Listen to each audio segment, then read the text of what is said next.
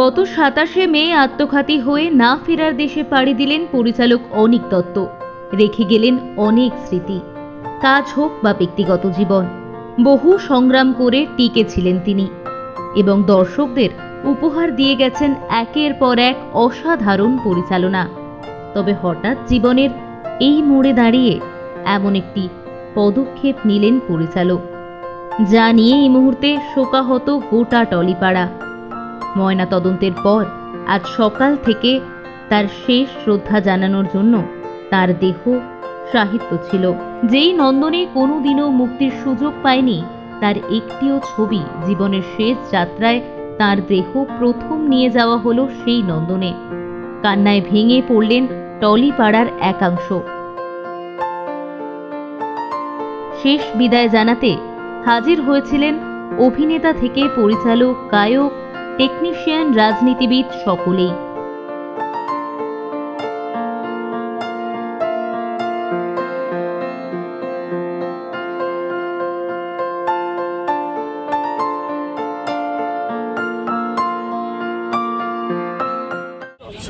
Mental torture প্রচণ্ড হয়েছে। একটা মানুষ এইরকম থিঙ্ক ট্যাঙ্ক চলে গেলেন আমাদের মধ্যে থেকে। এর জন্য দায়ীকে খুনি, ওরা থিঙ্ক ট্যাঙ্ক নষ্ট করে দেয়, ওরা খুনি। মানুষকে শুধু ছুরি দিয়ে খুন করাটাই খুন নয়, মানুষের অগ্রগতি, মানুষের বেড়ে ওঠা, আমাদের মাথাগুলো, এই মেধাগুলো, আমি দেখলাম যে মাথাটা দিয়ে অত কিছু বেরিয়েছে, সেই মাথাটা চুরমার হয়ে গেছে। গলার মুখ বন্ধ করে দিয়েছে, অনেকটা সব কিছু বলার মানে ভাষা একটু মতন ক্ষতি আর এর মতন আকস্মিক ধাক্কা লাগা, এইটা হজম করতে, মেনে নিতে, এটার সঙ্গে সইতে সময় লাগবে। অপরাজিত একজন মানুষ তার কাজের ক্ষেত্রে, কারণ কোনো শাসকে চোখ রাঙানি, ধমকানি, চমকানি কোনো কিছুর সাথে কোনোদিন আপোষ করেননি। সেখানে উনি অপরাজিতই থেকেছেন, মানে নিজের পরাজয় স্বীকার করেননি। সেটাই এবং এইরকম একটা জায়গা, যেটা ওনার একটা কষ্টের জায়গা ছিল, যে অপরাজিত উনি খুব লড়াই করেছিলেন। আমরা নিজেদের মতন করে সবাই চেষ্টা করেছিলাম, সেটা হয়ে ওঠে। কিন্তু এইটা একটা দারুণ হলো এবং এটা আমাদের সবার জন্য একটা শিক্ষণীয়ও হলো বটে, যে কোনো রং ছাড়া আজকে উনি যেভাবে ওনার পার্থিব শরীর এলো, সেটা আমাদের একদমই কাম্য ছিল না। এলেন যে অনীক দত্তের যে সিনেমাগুলো এখানে চলেন, সম্মানীয় মুখ্যমন্ত্রী শুভেন্দু অধিকারী মহাশয় এবং এই নতুন পশ্চিমবঙ্গ সরকার, অনেকবাবুর সেই সিনেমাগুলো যা এর আগে চলতে দেওয়া হয়নি, সব চলবে। এই নন্দন নিয়ে যেটা রাজনীতি চলতো দীর্ঘদিন ধরে, এবার কি সেটা বন্ধ হবে? বন্ধ হয়ে গেছে সম্মানীয় মুখ্যমন্ত্রী শুভেন্দু অধিকারীর কড়া দৃষ্টি। এরপর পরিচালককে নিয়ে যাওয়া হলো তার সবচেয়ে প্রিয় জায়গাটিতে। যেই NT1 স্টুডিও দিয়ে নিজের কর্মজীবনের যাত্রা শুরু করেছিলেন পরিচালক অনীক দত্ত, আজ সেই স্টুডিওতেই শেষ বিদায় জানাতে নিয়ে আসা হলো তার প্রাণহীন দেহ। শোকে দুঃখে মর্মাহত সকলেই। জিতু কামাল, জিৎ, আবির, রুদ্রনীল, রূপা গাঙ্গুলি, বিমান বসু সহ হাজির হয়েছিলেন একাংশ গুণী মানুষ।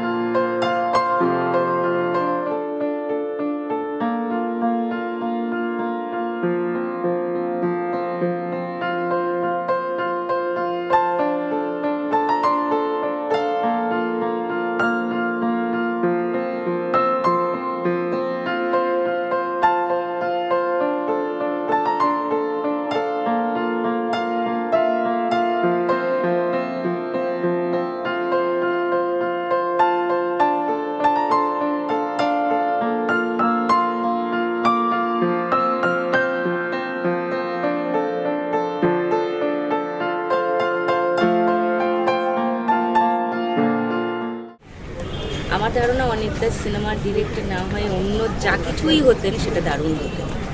এত শিক্ষিত, এত রিজু মানসিকতা, এত পয়েজড, মানে ইন দ্য সেন্স ওনার ভাবনা, চিন্তা, জ্ঞান, উইজডম, ক্লাস, পেডিগ্রি বাংলা ছবির মানে মেকারদের মধ্যে, ইদানিংকালের বাংলা ছবির মেকারদের মধ্যে খুব রেয়ার হয়ে যাচ্ছে, ক্রমশ রেয়ার হয়ে যাচ্ছে। উনি একটা ওরকম রেয়ার প্রজাতির ফিল্ম মেকার ছিলেন এবং অসম্ভব সত্যজিৎ ভক্ত। সেটা তো অনেকটার বিজ্ঞাপন ছবি থেকে ফিচার ফিল্ম সবেতেই আমরা দেখেছি। তার সত্যজিৎ ভক্তিটা দেখানো নয়, অনেকের দেখা করে যাওয়া কাজগুলো থেকে আমরা অনুপ্রাণিত হয়ে নতুন এবারও কাজ করার চেষ্টা করি।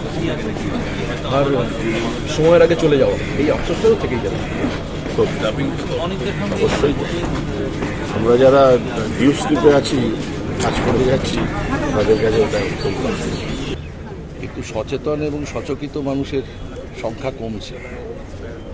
দুজন আলাদা আলাদা ক্ষেত্র, রাহুল আলাদা ক্ষেত্র, অনেক আলাদা ক্ষেত্র, কিন্তু এরকম দুজনের চলে যাওয়াটা যে শূন্যতা তৈরি করছে, এই আবার বললাম সচেতন এবং সচকিত মানুষের সংখ্যা, সেই শূন্যতা পূরণ করা খুব মুশকিল, কারণ এরা দুজনেই সময়ের ফসল।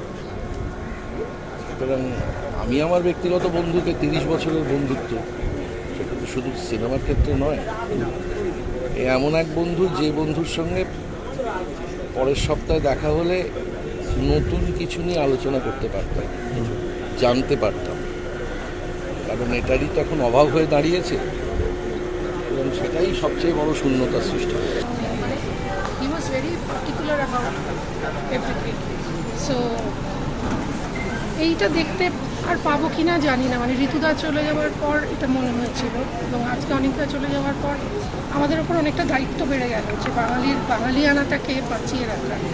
আশা করব পরবর্তী যারা ছবি বানাবেন তারা নিশ্চয়ই এই বিষয়টাকে মাথায় রাখবেন যে আমরা বাঙালি, আমাদের ছবিটা দেখে যেন বোঝা যায় এটা একটা বাংলার ছবি। আমরা পুরো ফিল্ম ফ্র্যাটার্নিটি থেকে শোকাহত এবং আমরা সবাই এক জায়গায় হয়েছি এই কারণেই যে